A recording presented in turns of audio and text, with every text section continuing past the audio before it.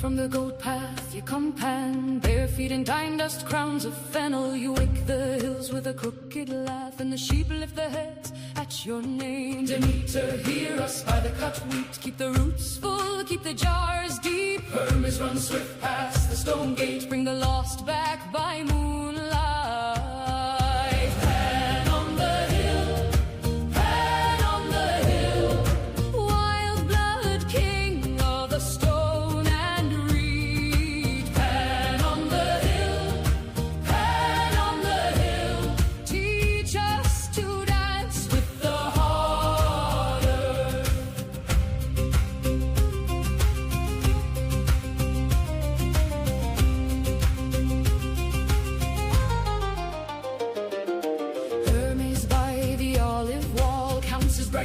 With a grin like a knife, then slips through the dust. Dionysus in the grape dark wears a purple stain. He pours out the day for the laughing girls. Demeter, hear us by the cut wheat. Keep the roots full, keep the jars deep. Hermes run swift past the stone gate, bring the lost back by moonlight. Pan on the hill, pan on the hill, wild blood king of the stone and reed. Pan on the hill, pan on the hill, teach us to dance with the hard earth. In the goat shed, in the fig shade, a small got stirs in the straw bed. Old earth turning under bare hands. We are your children and we stand.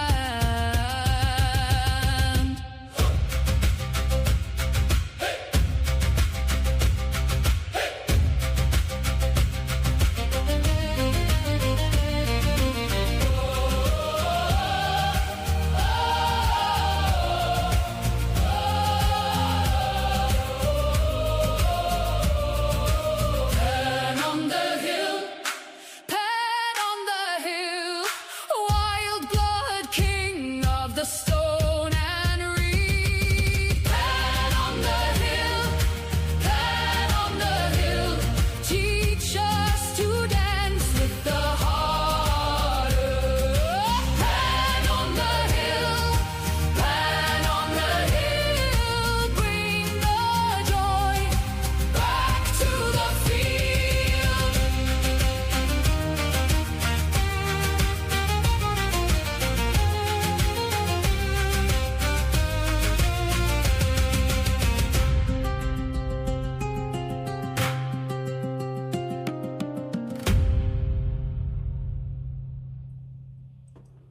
What is going on? What is going on, everybody? Good evening and welcome back to the Occult Rejects, another episode of Rustic Gods, a late night episode of Rustic Gods. Headless, can you hear me? I can now. I had to turn off my headphones. I guess there was a problem there. Headless couldn't hear the music. He was like, "It's not playing." I was like, "Yes, it is. Everyone's jamming out." That was something that I had made in the last 30 minutes. AI can produce some bangers. Guys, welcome to Rustic Gods. I am one of your two hosts, Jules, the handsome Hierophant, the Mississippi Mystic, the host of Greypilled. With me is my co-host, the beautiful and illustrious Headless Giant, the feral pagan himself, Hellenic Schizo poster. What's going on, man? You had a good week so far? I can't hear you now. How you doing? I'm still having audio problems. Hold on. It's good to be back at on an Occult Rejects episode. This is a series we've been doing for some months now. This is episode 14, and it's good to be back doing a Rustic Gods. Definitely. Can you not hear me? Still can't hear me. No, I can hear you. It's just I had a siren going by at the exact moment that you threw it to me. I get it. It is. So, evening. So yeah, at least we don't have a motorcycle rally going on right now. But how's everybody doing? I think this is going to be a banger of an episode. We're a little bit late on the Ostara posting, but this is going to be a good episode. I think a lot of people are still kind of confused about the rabbits, the goddesses, and what that has to do with Jesus somehow. And so I think maybe we can clear a little bit of that up and talk about the theological significance to the pagan world of, the rites of spring. absolutely. I think, that'll be a good time. People are ill-informed on, and then they inform themselves through what we talked about on our last episode, Hollywood, what they depict, and which subverts the European culture totally. And all you got to look at is who makes the movies, who owns Hollywood.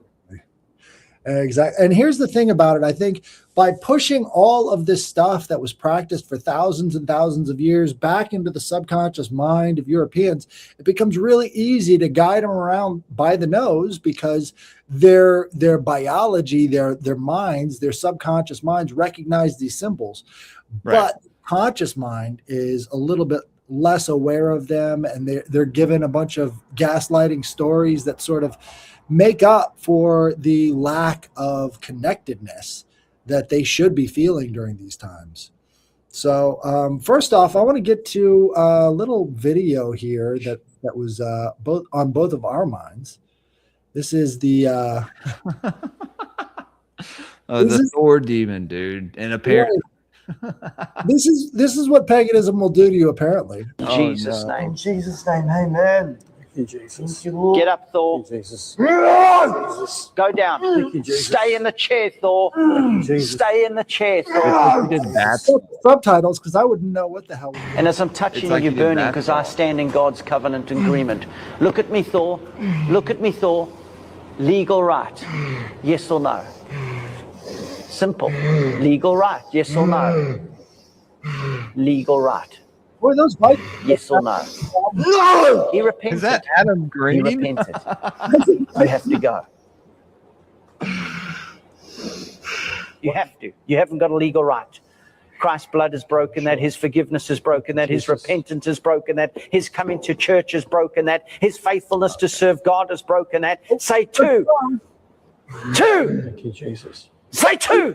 Two. That. Number two. Pit.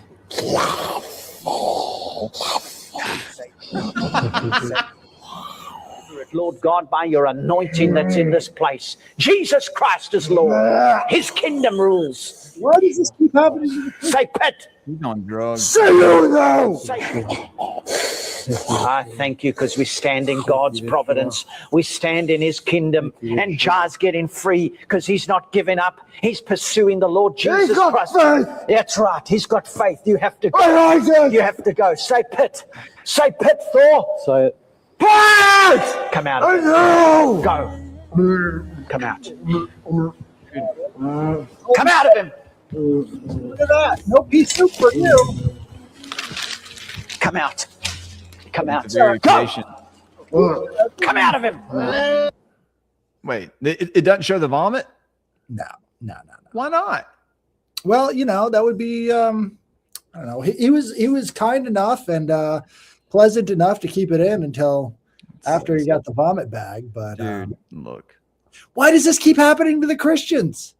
It's not happening to anybody else. Isn't that interesting? When you exist in a certain dichotomy, I mean, I think you open yourself up to things, maybe. I don't know. But I don't know what that was. Maybe mental illness, perhaps. I think I know what it was. He was What? too white. He was too white? Right. It was a Thor demon, right? So his people aren't Semitic enough to therefore they're possessed by demons. Right? So he was too white. He had these demons in him and they had to come out because, it wasn't Semitic enough. I just saw that, dude. I was just like, this is ridiculous, man. Very, very polite demon. I'm glad that he was being so kind to us that he wouldn't, vomit until he got the bag in front of him. But Yes, very true. Let's see. I'm gonna pull this. That demon really cares about the carpets. Yeah, dude. And like, even when I had Stein on and I talked to him, he was like, even if that guy was a pagan, he venerated Thor or whatever. He said, the people that, a lot of people that hail Odin or whatever, they don't really, they're not in contact with that energy. I guess that would be a LARP or whatever. Because it's like a kind of left-hand path energy. You know what I mean? And so it's a certain type of practice. And I think what it is they have what's they refer to in the Bible as a guilt sacrifice. Like, they feel guilty. They've been told that all of these other things are demons, and that guilt manifests as sort of like this overwhelming sense, because they're in a cosmic battle at all times, right? So that guilt of being disconnected from whatever this source of all things are, when they say that, it's the ever-present, all-knowing deity. So if you've got that guilt inside of you, it's going to manifest in a lot of different ways. And so what you see is that these subconscious sort of feelings of dissonance start to come to the surface. And so it manifests in different ways. And one of those ways would be having these displays of outbursts, right? And you can see that a lot where you can bring something up to a person. It seems logical. It seems rational. And what you're doing is talking about it in a very calm manner. And then they explode on you. And that's a very common practice when you're going through, maybe you shouldn't be just giving all of your money to the poor. Maybe you shouldn't be just spending all of your time doing these things and then praying to a God that is, essentially what we see in Psalms 137:9, a baby killer, right? So he says, happy are those that smash the kids' heads against the rocks. Sometimes that manifests as a emotional outburst. And we can see a lot of that same kind of demon possession happening when you walk people through the logical steps to try and show them what they're doing. So when they talk about the demon possession, it is kind of specific to that group because of the fact that it's massive amounts of emotional manipulation that really starts to fuck with your subconscious mind. Yeah. And, that's kind of just what I was saying. Just because someone says that they worship, a certain entity or they venerate a certain deity, it doesn't mean that they do, right? But I mean, was he a member of their little congregation or whatever, or was he just someone that came in off the streets? I don't know. They don't really say. I guess they would. It certainly was dramatic. So it could have just been acting. Yeah. Yeah. Okay. Well, there's that. There's that as well. Wouldn't surprise me, guys. Yeah, we are talking about Ēostre tonight. Ostara. This is where the rabbits come, or the hair, the eggs, right? Fertility. Let's do. Well, no, never mind. You were talking about, you had pictures of something else. I'll pull some of these pictures up. Right. So this is actually this is Ēostre, right? Eos would be part of like the root word of Ostara, right? Eos would be the Greek goddess, and she's the one who opens the gates for her brother Helios, the sun, to come out at dawn, and she's often venerated around the time of the solstices. Solstices and equinox. God, you are next to a highway.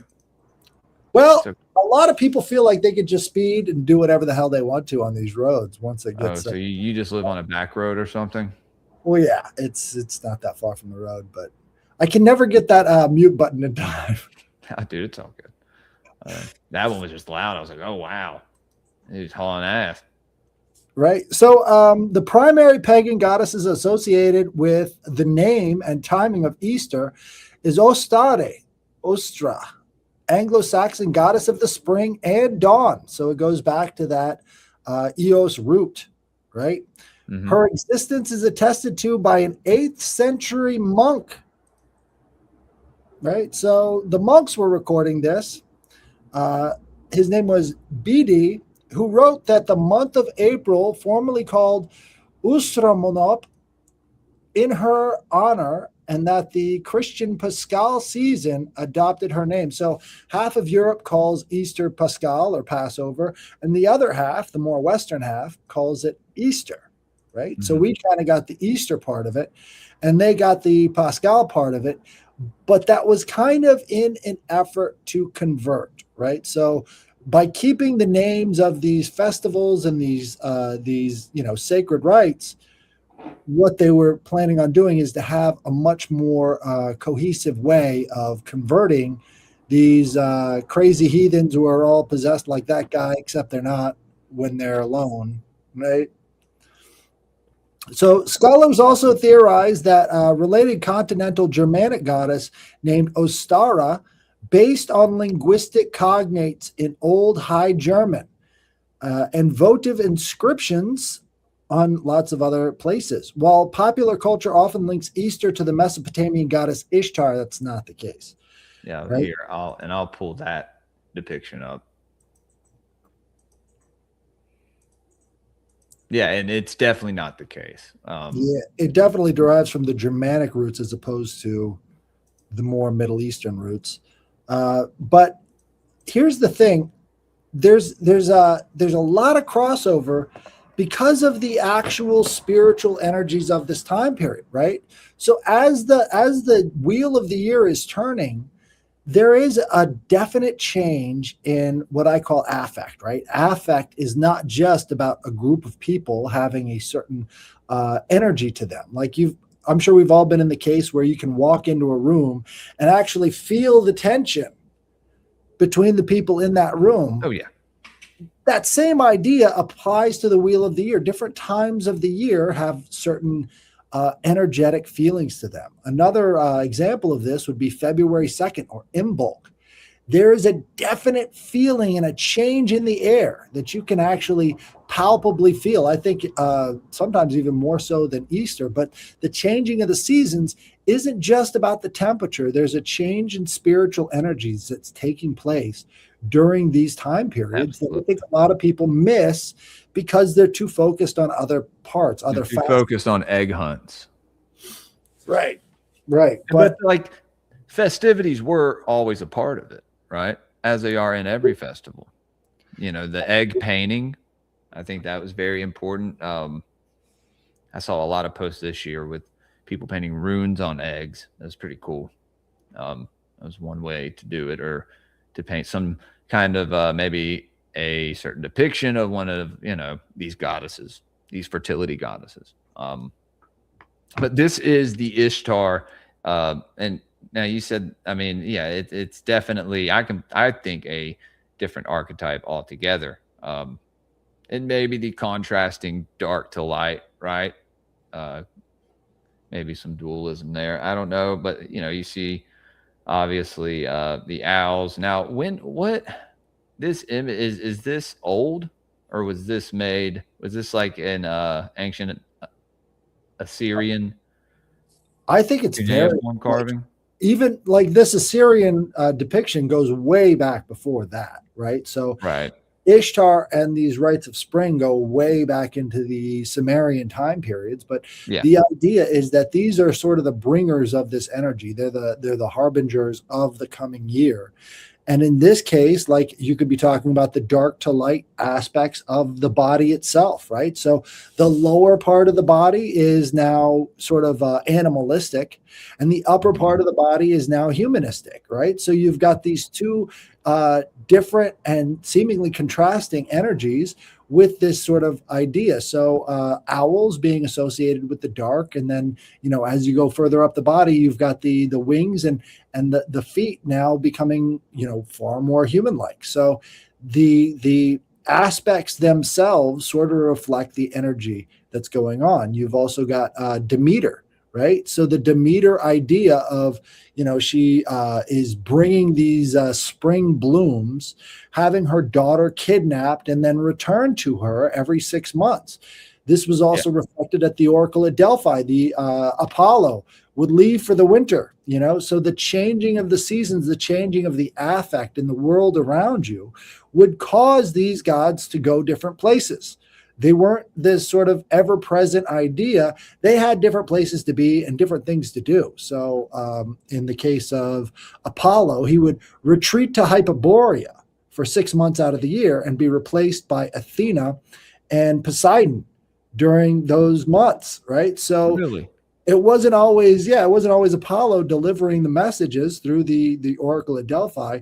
They had different gods come in and take the role based off of what they were doing, what their contractual obligations were, other things like that. So you're not always getting the same energies because all of these things are associated with the, affect of that time of year. So is there like somewhat of a masculine energy to Easter at all, or? Well, I think having the rabbits there kind of implies that kind of masculine energy. You need that kind of counterpart. Yeah. It's the give and take, right? So some of the rites of spring, let me see if I can pull them up here. So associated, let me see. In Welsh mythology, Olwen is identified with a spring goddess whose footsteps cause white lilies to grow, symbolizing fertility and new life. Again, like if you're following the path of nature, what you're going to be doing is looking for the signs and symbols that the gods have been there at that place. So as the gods are treading on the earth, they're going to be changing the seasons and changing the different pathways that you're going to be looking for as symbols in nature. So you've also got fairy rings and other things associated with gods, goddesses, fairies, elves, all the rest of that stuff, which the rustics were constantly paying attention to. These weren't just physical changes. These were spiritual changes that would change from one area to another. But even the egg itself, it implies sort of like the opening, especially when it comes to the Greeks, right? So according to the Orphics, they kind of changed around the cosmology a little bit from earlier time periods. They believed in this Orphic egg idea, right? And the firstborn out of that Orphic egg was this Phanes Protogonos guy, who is also, part animal, part human hybrid thing. And Phanes Protogonos means light the firstborn. So light the firstborn erupting out of that cosmic egg sort of indicates the first gleaming of the universe, right? So all of the things were contained within the egg. And then as it would hatch forth, it would bring that into the world itself. So again, like you see the clouds, you see the carrying of the staff, all of the rains coming in would be a more masculine energy. As it's raining on the land, it's also producing the plants that are coming up because of it. So April showers brings Mayflowers idea is still a really pagan concept, right? What they're trying to say is that all of these different parts are working together to produce certain results in nature. And if you're following the path of nature, you're getting closer to the gods, right? Yeah. The gods are the ones acting in a way similarly every single time. Yeah. And, nature is something you experience naturally, right? There's no influence from anything else. It's just, whoa. You hear that? No. I hear an echo. Oh. Uh-oh. Is it on my end? I put my headphones on, but they're not working right now. Uh-oh. I don't know if you're listening to it on your speakers, then yeah, maybe. Here, how's that? Is that better? Yeah. But right here you have, got some little flying babies. I don't know if those are fae, could be cherubim, right? Or like what was first depicted as cherubim. Then you have the bunnies and the crane. The crane drops the baby off, right? Like you said about the bunny. And then we have the Easter bunny, it's very popular among the kids. I mean, eventually they figure out that, you could teach them that it does actually represent something, right? Instead of just being like, oh, it doesn't exist. You know what I mean? And then, well, there is the idea of means nothing to sympathetic them. magic. there is the idea of sympathetic magic. So what you're trying to do is harmonize what you're doing when it comes to spring and the fertility and the different rites associated with that fertility with the idea of increasing that bounty, increasing the fertility from these different things. This is the we talked about this before. I don't know if it was a Rustic Gods. It may have been you coming on Greypilled. It may have been one of your episodes on Greypilled. It could be.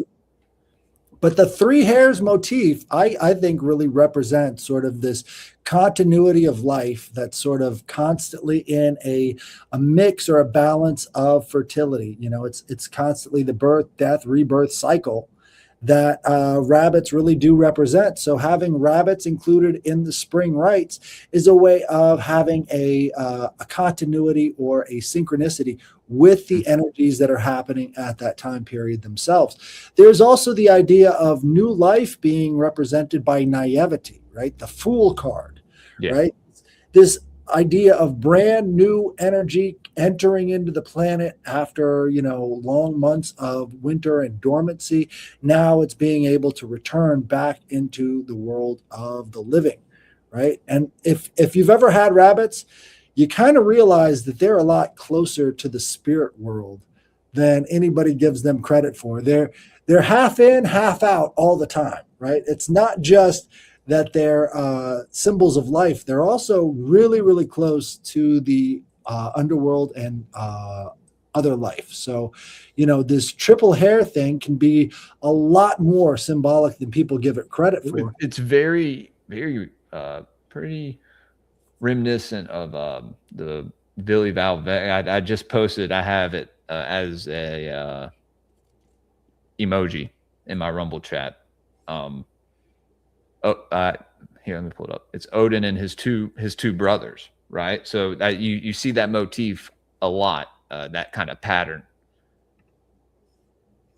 Absolutely. So it was in a lot of different ways.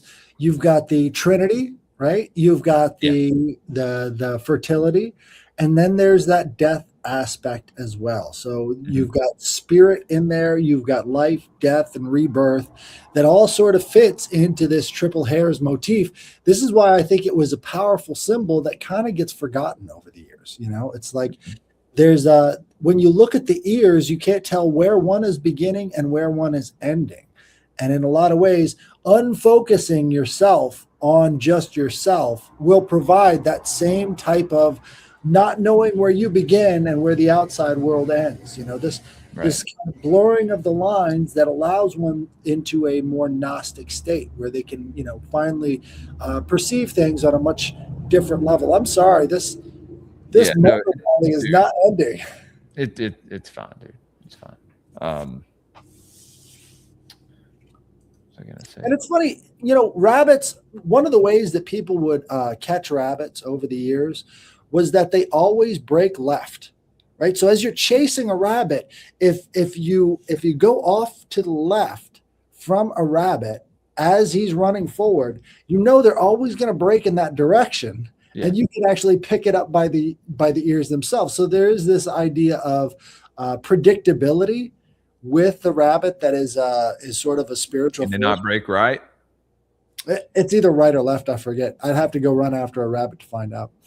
But they don't usually break in one direction first. So the first direction they usually break is the same across all species of rabbits. And there is that kind of predictability to life if you're trying to catch a rabbit. Dude, if you catch a rabbit, it'll fuck you up. The rabbit will kick the shit out of you, dude. Yeah. A lot of people don't realize rabbits used to be, back in the evolutionary past, they used to be meat eaters. And they stopped eating meat.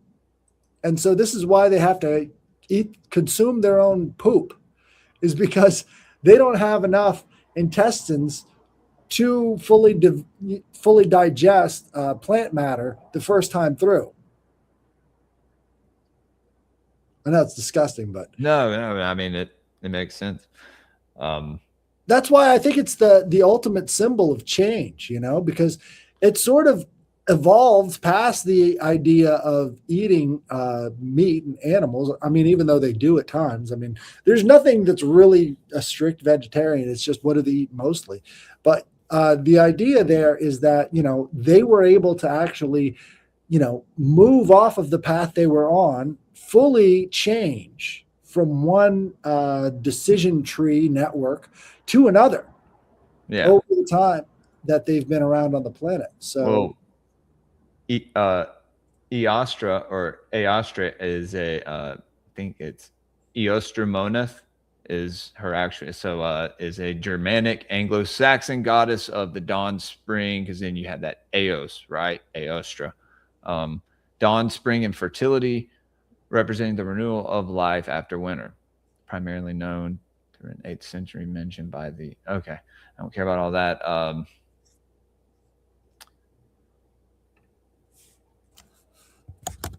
Never mind. See, I mean, yeah, and I'm sure you can find this goddess in every culture. Right. Well, the main spring goddess for the Greeks, she was Persephone, queen of the. Okay, that's who I was thinking of. All right, all right. But Eos fits in there too, right? So Eos also has a role to play for opening the gates for her brother, but she is a more Titanic energy as opposed to an Olympian energy. Persephone is far more Olympian than Titanic.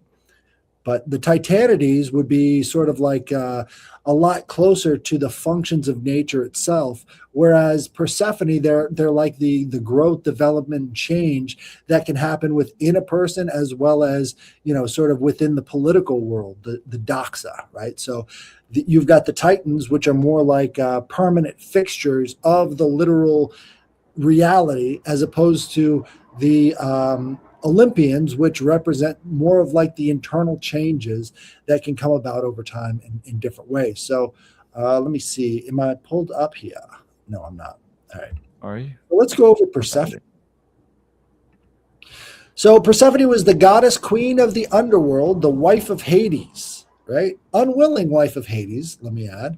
She was also the goddess of spring growth, who was worshipped alongside her mother Demeter, also a goddess of fertility and spring growth, all the time, actually. In the Eleusinian mysteries, this agricultural-based cult promised its initiates passage to the blessed afterlife. So in addition to being this sort of goddess of spring, this goes back to the birth, death, rebirth cycle itself. This is why she was so important in the Eleusinian mysteries. This has to do with the mystery of life itself, right? Persephone was titled Kore, the maiden, as the goddess of spring's bounty. Once upon a time, she was playing in a flowery meadow with her nymph companions. Kore was seized by Hades and carried off. That's why Hades wanted her so much. Well, he was forced. So part of his duty as they split up the three realms, right? So you've got Zeus being Lord of the Heavens. Right. You've got Poseidon being Lord of the Seas, also the Earth Shaker. And you've got Hades, which is the underworld, right? He's also called Pluto because this is where all wealth springs from. If you're trying to look for gold, you're going to have to go to the underworld to find it. It's also interesting here that Persephone, the goddess of spring, springing up from the ground, right, has to do with the underworld as well. So there's this connection that ties them all together in a metaphorical sense. Yeah. So Hades was pissed that he got the short end of the stick, and now he has to live under the planet forever as the guardian there. And so he demanded of his brothers, give me a wife, at least give me some companionship down here. And they're all like, yeah, we'll get to it when we feel like it. So instead of waiting any longer, he decided to come up and take one. So anyway, she was seized by Hades and carried off to the underworld as his bride. Her mother Demeter despaired at her disappearance and searched for her throughout the world, accompanied by the goddess Hecate, bearing torches, right? So Hecate is also a goddess that moves between the overworld and the underworld, using the torches as the guide. When she learned that Zeus had conspired in her daughter's abduction, she was furious. Hecate also was part of the Eleusinian rites as well. Was furious and refused to let the earth fruit until Persephone was returned. Zeus consented, but because the girl had tasted the food of Hades, a handful of pomegranate seeds, what does that sound like? If you eat of this, you will surely die. Garden of Eden, right? And it goes back to that fertility and thinking about these different fruits as being part of the different realms that people live in.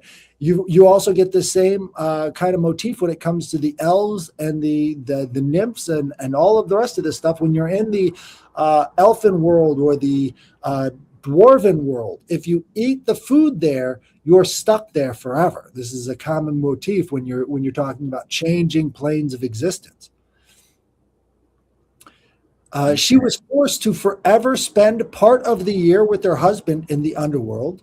Her annual return to the earth was in spring, marked by the flowering in the meadows and the sudden growth of new grain.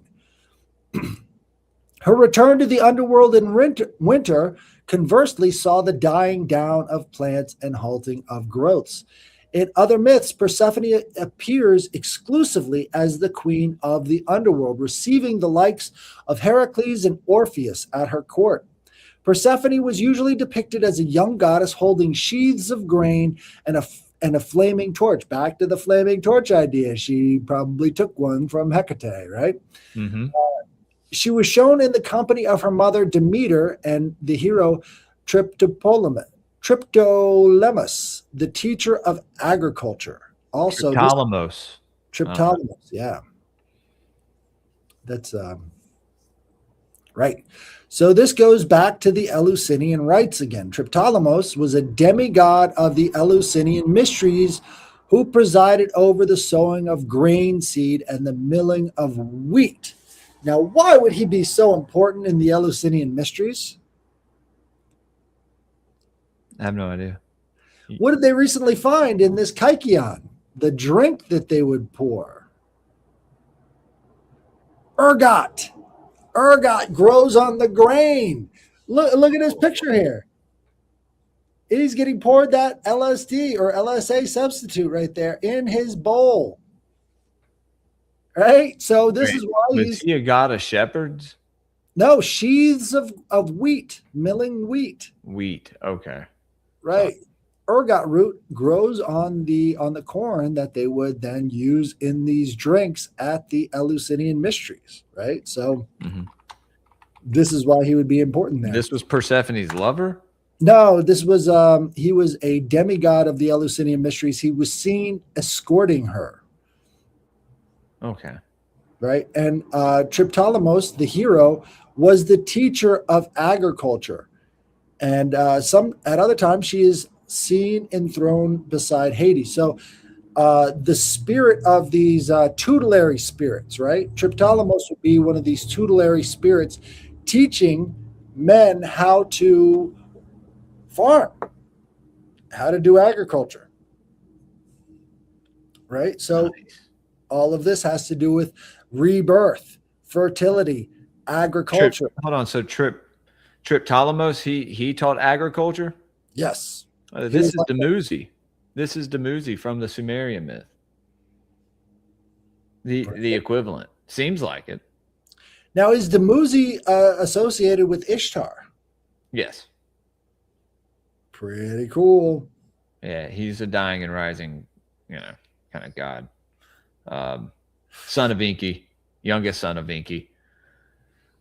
So I don't know if there's anything there, but was killed by his brother Marduk in the myth, or was chased by these certain spirits. These wind spirits chased him off a cliff, and he drowned, being a drowned god, right? Dumuzi was a very early motif, and this is Tammuz, right? This is an early motif for the drowned god, like Osiris, yeah, pretty interesting story. But well, they got a lot of their inspiration from the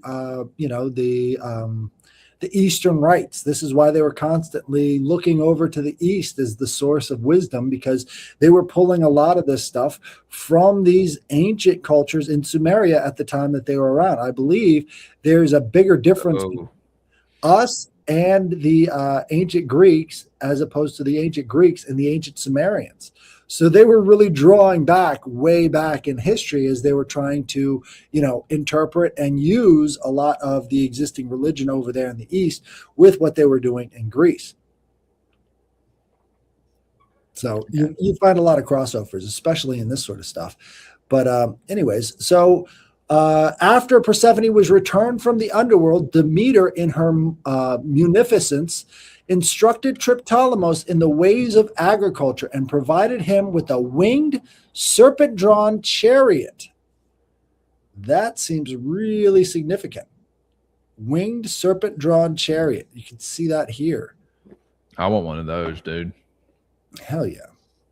But again, the winged serpents, the seraphim. Seraphim, yeah. You've also got in the New World, you've got this Quetzalcoatl, the winged serpent, the winged dragon. Right. Feathered serpent. Ningajita. Exactly. Has to do with fertility too. Like, it's strange how. Well, yeah. Well, the movement of the snake has to do with the the shedding of the old skin and the regeneration, right? So new life, yeah. But the sexual energy as well, right? Because of like humping and stuff. I don't know. Well, intertwined serpents. It's the same with the flame. That's why the Jews do the Shekinah. They There sit you go. there and they hump the fucking candle, and it's like, dude, hey, not my cup of tea, but Right. Well, I mean, it's the interpretation of these fertility rites in different cultures that gives you the cultural diffusion. I find it funny how they get to have their divine feminine and venerate it, but our divine feminine is they're all demons and that's evil, witches, and yeah, man. Do you see how what I was talking about when we first started? They want to put all of that stuff deep in our subconscious mind and give it no conscious expressions so that it can be used as a sort of leash. So they give you the symbols and then you sort of follow them around. You're given the symbols that your subconscious mind connects to, but you consciously don't know why you are connected with it in this way. A great example is Easter. Why do we still have these rabbits? Why do we still have these eggs? Why do we have any of this stuff? It's because there was a connection for thousands of years, probably.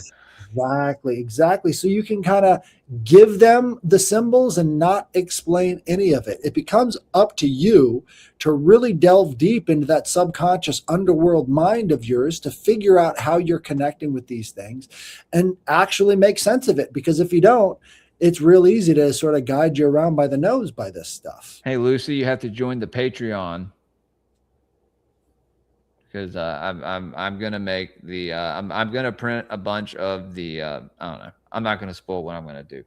It's gonna happen this summer. Got a lot of stuff on the horizon for the Gray Pill podcast. But I wanted to go back to the Shekinah, dude. Doesn't it represent Ashira or like Astarte? Who's the goddess? Who's fucking Yahweh's wife or whatever? Ashera. Yeah. Ashera. Ashera. There's something interesting about that. One of my friends was sending me a bunch of infographics on how Ashera developed in that Levantine region. And it's really interesting how closely the archaeology, when it comes to Ashera, really fits with the surrounding culture, right? So first they started out with these big old statues, and then they went over to poles, right? The Asherah pole was a later development of it. So when you see that instance in the Bible where they're talking about burn down and crush the Asherah poles, that was a later development from the initial development of having the statues and other things associated with the wife of Yahweh. So originally they went from these, beautiful statues of Asherah down to these poles of Asherah, and then the poles all had to be destroyed. So they associated it with the tree of life. The Asherah pole was a tree trunk. The tree of life is considered to be a female in the Bible, right? So that's also kind of interesting too. So the tree of life giving this gift of knowledge of good and evil, which Yahweh said, if you eat of this, you will surely die, which didn't happen to be the case, kind of goes back to the idea of the serpent being the liar in the Garden of Eden, right? So the serpent is the liar in the Garden of Eden. Was the serpent a woman, dude? Well, the original serpent in the Garden of Eden, I don't know if you've ever seen the original Garden of Eden story, but it's very different from the one that you get later on in the Bible. I don't know if I have or not. Maybe. I don't know. Let me pull that up for you because it changes the whole. I also questioned if the fruit was a mushroom. Well, it does represent the natural world, right? So this Garden of Eden represents sort of harmony, not only with God, but with the entire natural world. And it's the separation from that natural world where you see the change from humans being, naked and free to being, now having to put clothes on, having to do these horrible things that they have to, it was the Edenic state. Are you a nudist?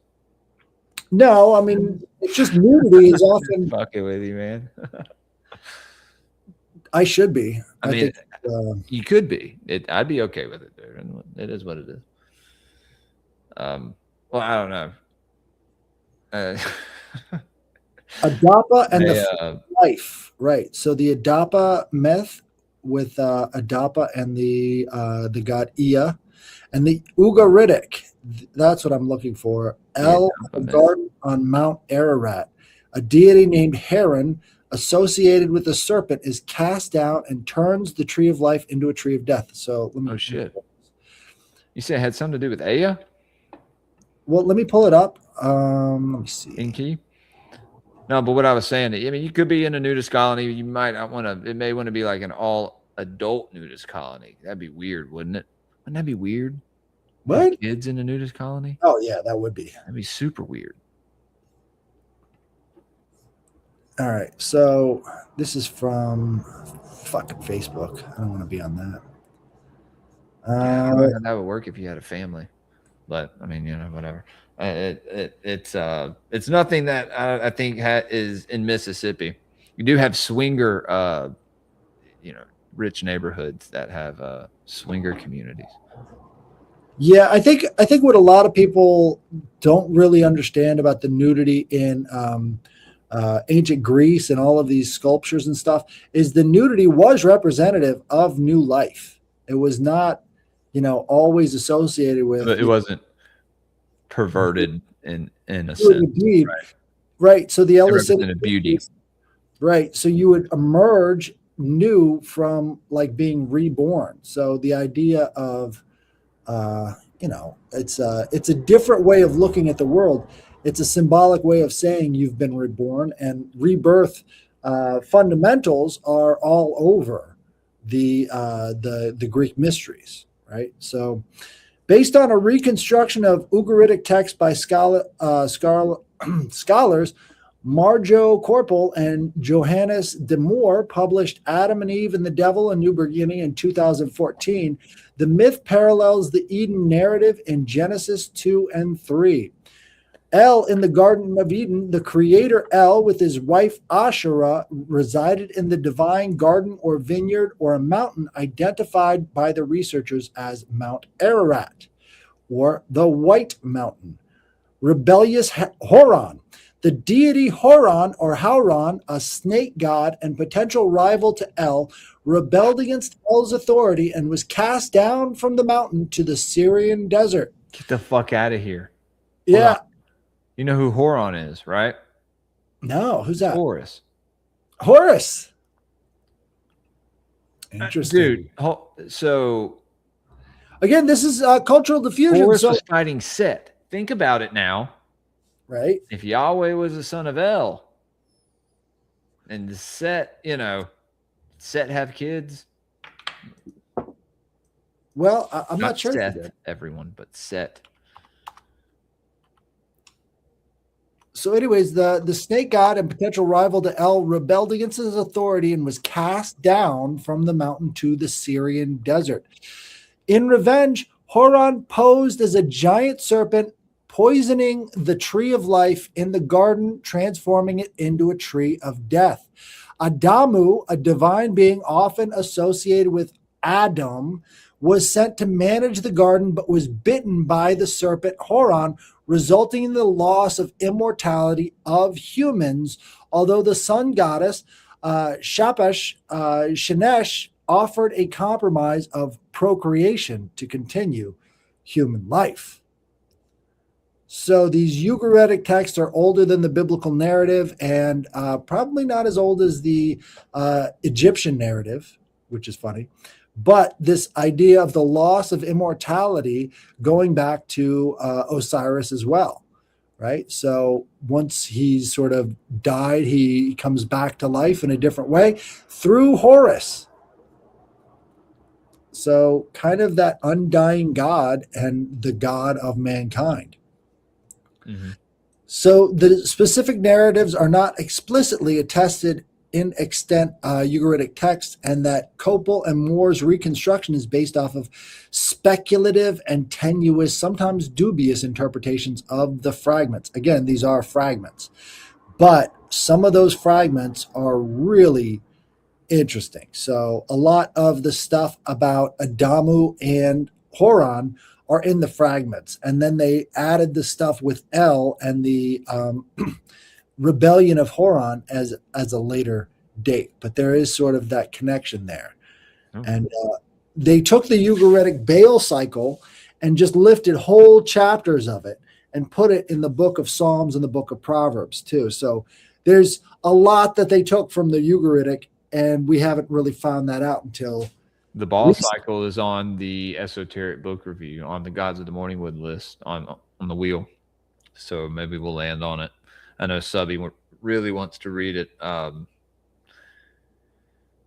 yeah. So let's see. But I would say that there's a lot of Garden of Eden type motif when it comes to Demeter, Persephone, the underworld, and the way that it's portrayed with the Eleusinian mysteries as well. Life, death, rebirth, happening all in that sort of same time frame. It's all sort of included in that spring ritual. As life is returning to the world, it has to come from somewhere. It's coming from the underworld. It's rising up from the ground, right? That spiritual energy becomes palpable in these changing time periods. And it gives you hints or clues at a much greater mystery of life itself. Absolutely. I'm just looking at a couple of these images. So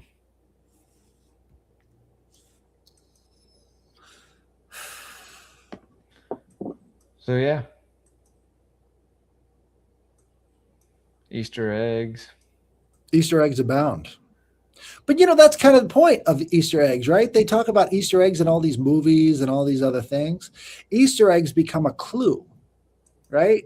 And this clue gives you a bigger story. It gives you a piece of the bigger narrative. Yeah. That's sort of the way Easter eggs have been transferred over to popular media nowadays. It's like, oh, I recognize that Easter egg in the movie Toy Story, for instance, right? They're constantly putting Easter eggs in movies, which give you clues about a greater narrative going on behind the scenes, parallel to the scenes, all these other facets. Easter eggs themselves become that symbol of the clue in modern society. And if you look at the ancient rites, in a lot of ways, the Easter egg itself was about the clues to the mysteries of life and how all of these things connect. Absolutely. The hair itself is is revered in lore. Even in pre-Christian times, it was seen as a holy creature associated with fertility and the returning spring. Many old religions had a spring goddess, a special deity who breathed life back into the world by banishing Old Man Winter.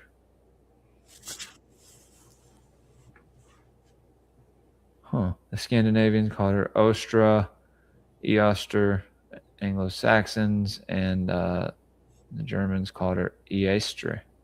Ēostre? Lots of names. So, yeah, like I said earlier, every culture had their own goddess of the spring. And I think that's something that we should all remember, and something that, I mean, and, because you do have Christians that will deny that completely, right? They won't acknowledge it at all. And I think, you should at least acknowledge it if you're not going to, venerate the goddess at all, or practice any of the cultural traditions that come with the holiday or the season. What I'd like people to do is really compare these myths and these rites of spring, these Eleusinian rites and these more Northern European rites, with the rites of Paschal or Passover. When they had to paint the blood on the door so that the Spirit of God would pass over their house and kill all of the Egyptian firstborn sons.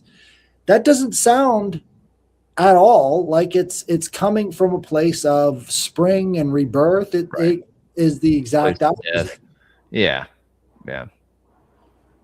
Right. And that Passover. Wow. Right. It's a complete inversion.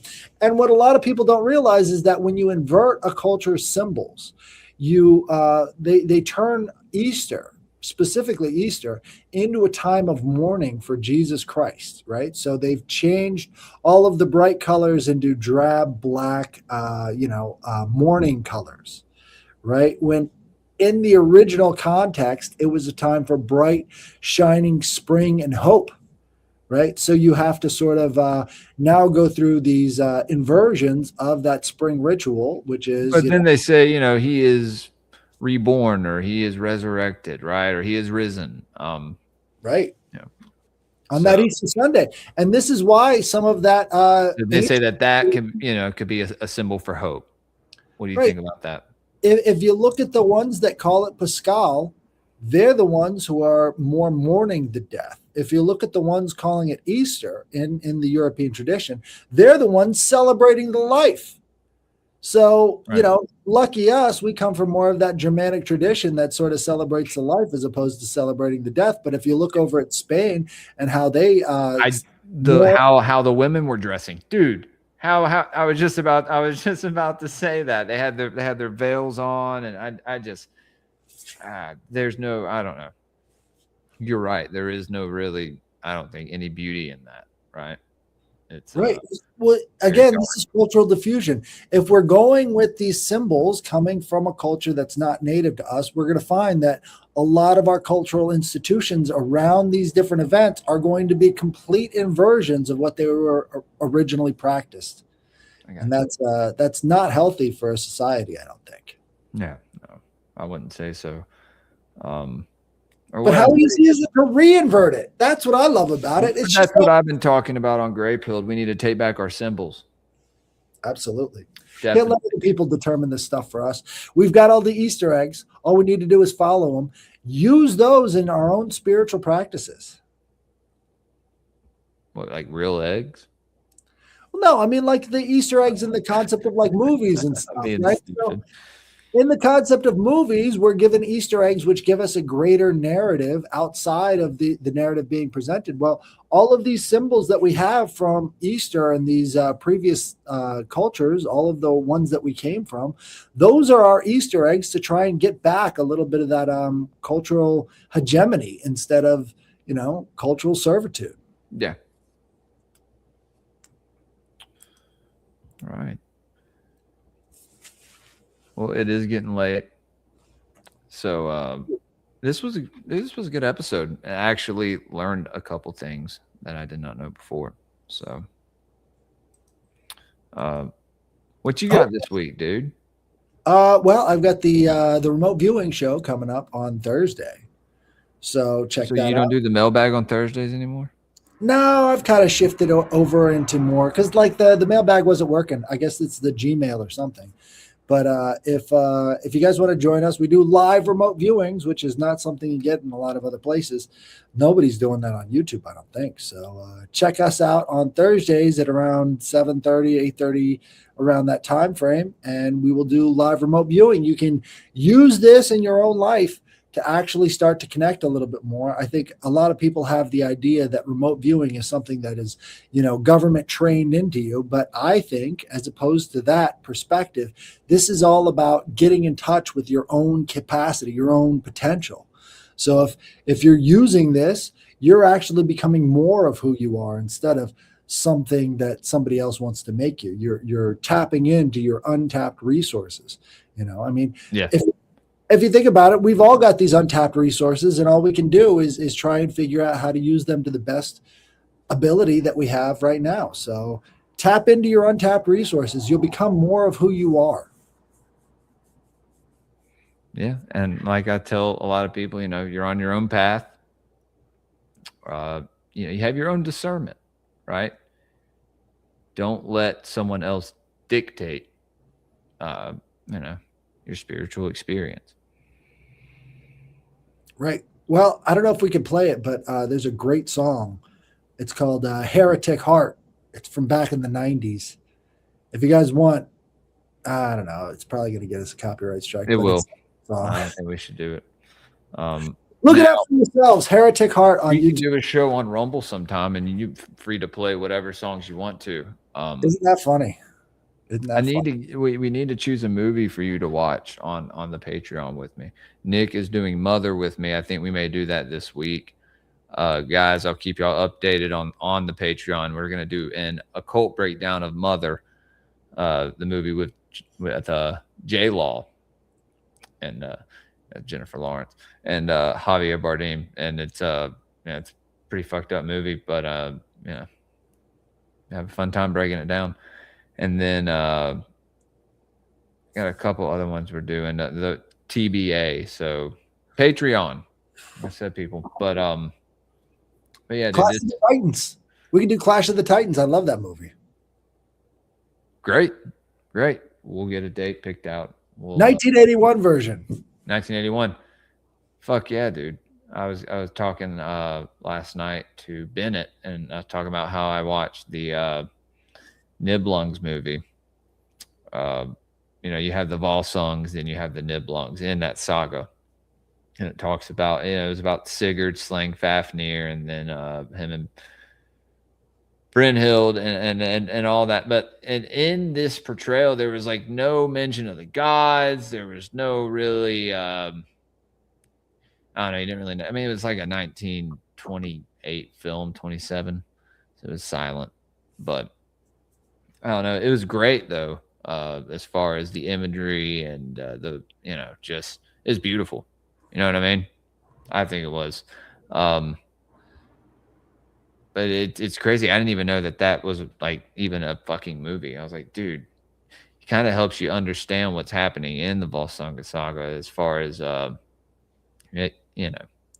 themes, certain themes. They actually, because Odin's there the whole time. He's just like this general in King Gunnar's army, and Siegfried or Sigurd and Gunnar are like doing this, like they're basically doing magic and changing faces. Like he has this magic veil that he got off this gnome, dwarf. Fuck me, dude.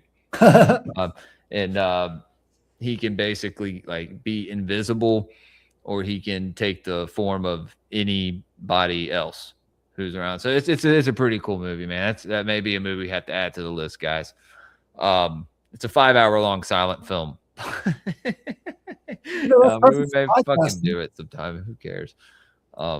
That's perfect for podcasting. You can just sit there and make all the commentary you want to. You're actually right, and I think I could probably because it's on YouTube, so you couldn't stream it to YouTube, unfortunately.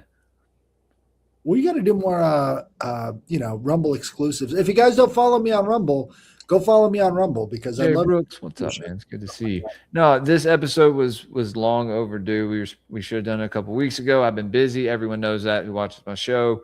But yeah, dude. No, this. I'm sure we'll do another one sooner than later. So this was a banger. I had a good time. Sorry it was so late though. Got off late tonight, so I don't know how it is. But my family is out of town right now, so I got time to do shows. I'll fucking do them. I told everybody that.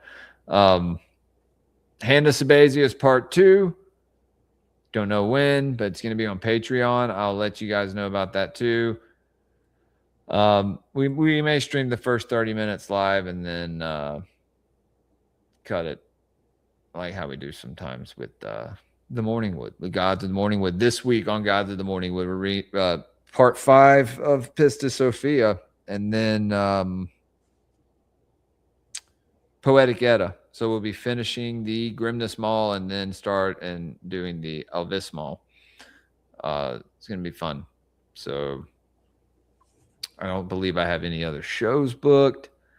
Oh, well, if you guys want to see an interesting debate where I'm debating a Platonist about whether or not Plato was good for humanity or not, you should check that out. I still need to check that out, dude. Top streamed one on my channel, so check out Headless Giant on YouTube, and you can see that one real quick. I think I did a pretty good job of proving my point because they have to keep asking me on Twitter over and over and over again, what's your point? And I just keep saying my point, and they have to keep asking it to me because it seems like they can't grasp the things I'm saying. So if you can watch it and understand what I'm saying, that would be you put yourselves head and shoulders above every Platonist out there. So if you want to put yourselves head and shoulders above every Platonist, all you have to do is understand the simple words that are coming out of my mouth in that debate. And then automatically you're just smarter than every Platonist, which is amazing. It's easy. Climb that ladder. Yeah, dude. It's understanding Platonism and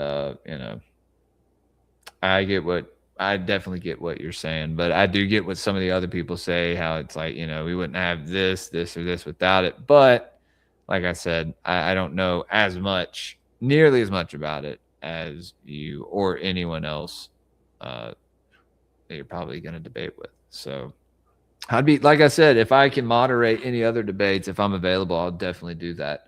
I come at everything from a pretty unbiased view. So yeah, if anyone wants to debate Headless on anything, debate them, and I'll moderate the debate. We'll live stream it. Live stream it on Greypilled and the Occult Rejects. But yeah, go check out the episode I did last night with Bennett from Broadcasting Seeds. We had Matthew Lane on Saturday. Nick came on the show, along with Jake from State Farm. Shout out Jake. That was a good show, man. It was fun. Shout out Matt. He was a good dude. Y'all go check out that episode. Go check out their channels as well. Yeah, I think we may have some Occult Reject shows this week, and I'm not sure what we have. Oh, thanks, SMS. I appreciate that.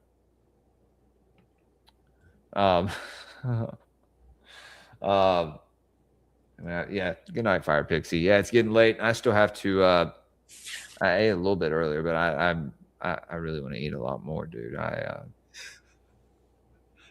eat a lot, but I can never get over like 170 pounds, dude, because my job, I just fucking walk so much. Well, you're in that Alabama heat. Mississippi, but very, very similar. Yes. I think Mississippi may be hotter than Alabama. So yeah, it's hard to keep the water weight during the during the summer, dude. You're sweating fucking everything out. But yeah, guys, stay tuned for next episode of Rustic Gods, and go follow the Occult Rejects. Occult Rejects, YouTube.com and Rumble. Spotify, all that good stuff. Spreaker, Occult Rejects is on Spreaker, unlike me. I guess I could, if you want to follow me on X at greypilledpod, and you go over to Rumble, YouTube, follow Headless's channel. Dude, get his Rumble up, please. Let's get it up. Let's get it in the hundreds. I think it's in the hundreds already, maybe. We'll get it there if not. Don't worry about it. It's new. And Rumble is, weird. Got people deleting accounts all the time. I gain and lose followers every day. So, but yeah, and go to occultrejectsinstitute.org. Forgot to plug that as well. Trying to do what Nick does, doing an Occult Reject show because we are streaming from that channel. So, anyway, yeah, guys, have a good night. Everybody have a. Oh yeah, I was gonna say, new merch is coming up soon. Sending these sticker packs out. I'm getting the rest of the stamps tomorrow, so I'll have them sent out before the weekend, hopefully. Yeah, greypilled.printify.me if you want merch. But yeah, guys, have a great Woden's Day tomorrow. And until next time, fear nothing, question everything, and stay grey-pilled. Later, everybody.